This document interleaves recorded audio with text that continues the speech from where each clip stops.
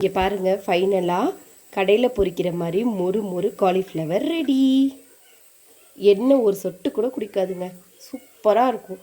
நீங்களும் ட்ரை பண்ணி பாருங்கள் கண்டிப்பாக. இங்கே பாருங்கள், சூப்பராக ரெடி ஆகிடுச்சு. நான் காலிஃப்ளவர் பக்கோடா தான் போட்டு காட்ட போகிறேன். எப்படி பண்ணலான்னு பார்க்கலாமா? முதல்ல காலிஃப்ளவரை நான் இந்த மாதிரி குட்டி குட்டியாக வெட்டி க்ளீன் பண்ணி வச்சுருக்கேன். இப்போ சுடு தண்ணி போட்டு ஒரு தடவை முக்கி எடுத்துடலாம். ரொம்ப நேரம் வேக விடக்கூடாது, காலிஃப்ளவர் கடையில் இருக்கிற மாதிரி வராது. சுடு தண்ணி ஒரு கொதிச்ச உடனேயே போட்டு முக்கி எடுத்துடணும். இல்லைன்னா காலிஃப்ளவர் நல்லா இருக்காது. ரொம்ப வேக வச்சிட்டிங்கன்னா வதக்குன்னு ஆகிடும். இப்போ தண்ணி ஒரு கொதி நல்லா கொதிச்சு வருது. இப்போ நான் இந்த காலிஃப்ளவரை இதில் போட்டுக்கிறேன்.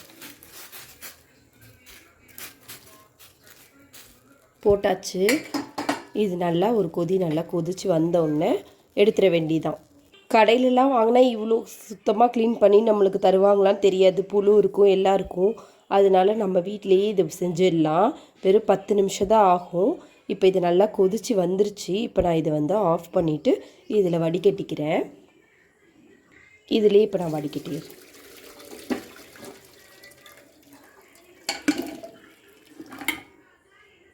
அவ்வளோதான்.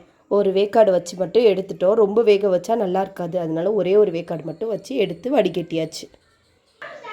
இப்போ இந்த காலிஃப்ளவர் நல்லா வடிகட்டியாச்சு தண்ணியை. இப்போ இதில் மசாலா போட்டுடலாம்.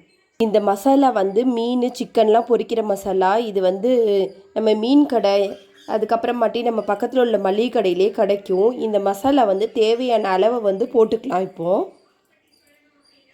நல்லா மேலேயே நல்லா தூவி விட்டு நல்லா குலுக்கி விட்டுருவோம். இதுலேயே உப்பு காரம் எல்லாமே இருக்கும், உப்பு காரம்லாம் போட தேவையில்லை. நல்லா இந்த மாதிரி குலுக்கி மட்டும் விட்டு எடுத்துக்க வேண்டியதான். இந்த ஒரு மசாலா இருந்தாலே போதும்.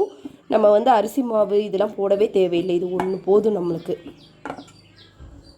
மசாலா பத்துதான்னு பார்த்துட்டு இன்னும் கொஞ்சம் போட்டுக்கலாம். தண்ணியே ஊற்ற வேணாம். இதுலேயே தான் நல்லாயிருக்கும். நல்லா அப்போ தான் கிறிஸ்பியாக சூப்பராக வரும். நல்லா குலுக்கி விட்டுட்டு இந்த அடியில் கிடக்கு பார்த்திங்களா, அந்த மசாலாவையும் எடுத்து நல்லா மேலோட எடுத்து போட்டுக்கோங்க. அப்போ தான் நல்லா டேஸ்ட்டாக இருக்கும்.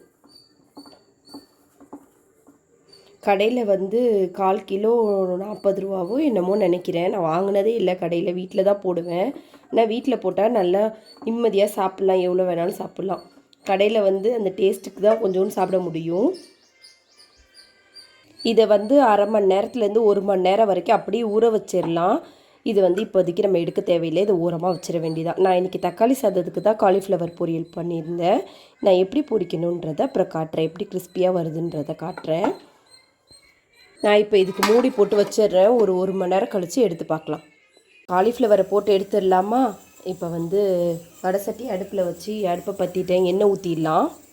இதுக்கு தேவையான அளவு ஃபுல்லாக எண்ணெய் ஊற்றிட்டேன். இப்போ 2 கருவேப்பிலையை போட்டு காலிஃப்ளவர் பொரித்து எடுத்துருவோம். இப்போ காலிஃப்ளவரை போட்டுக்கிறேன்.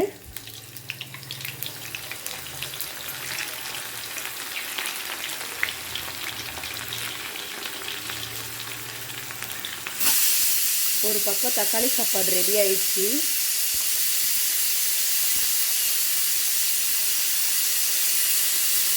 போதும், இந்த அளவு போதும். நம்ம காலிஃப்ளவருக்கு தண்ணியும் ஊற்றி வைக்கல, ஆனால் பார்த்திங்கன்னா போதுமான அளவு தண்ணி அதே விட்டுருச்சு. அதனால தான் நான் தண்ணி ஊற்ற வேணான்னு சொன்னேன். இதை நல்லா கலக்கி விட்டுட்டு மட்டும் நம்ம போட்டு எடுத்தால் போதும் எண்ணெயில். அது பொரியட்டும். கடையில் எண்ணெயில் பொரிப்பாங்களோ அதே மாதிரி அஜினோமோட்டோ எல்லாமே போடுவாங்க. இது நம்ம வீட்டில் தான் செய்கிறோம், அதனால அன்னைக்கு பொரித்து அன்னைக்கு சாப்பிட்ருவோம், அவ்வளோதான். நல்லா முருகல் ஆகட்டும், காட்டுறேன். ஒரு சைடு நல்லா வெந்துருச்சு, இன்னும் ஒரு சைடு தான் வேகணும், வேக வச்சிடலாம். நல்லா வேக வேக இந்த மாதிரி பிரட்டி விடுங்க, அப்போ தான் நல்லா முருகலாகும். உள்ளெல்லாம் நல்லா வெந்து வரும்.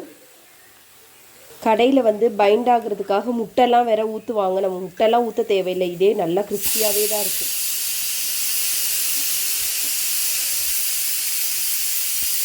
இங்கே பாருங்கள், ஃபைனலாக கடையில் பொரிக்கிற மாதிரி மொறு மொறு காலிஃப்ளவர் ரெடி.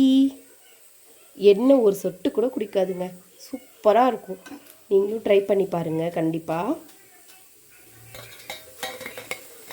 இங்கே பாருங்கள், சூப்பராக ரெடி ஆயிடுச்சு. நம்ம வீட்டில் போட்டால் எப்படி வேணாலும் பயம் இல்லாமல் சாப்பிட்லாம்.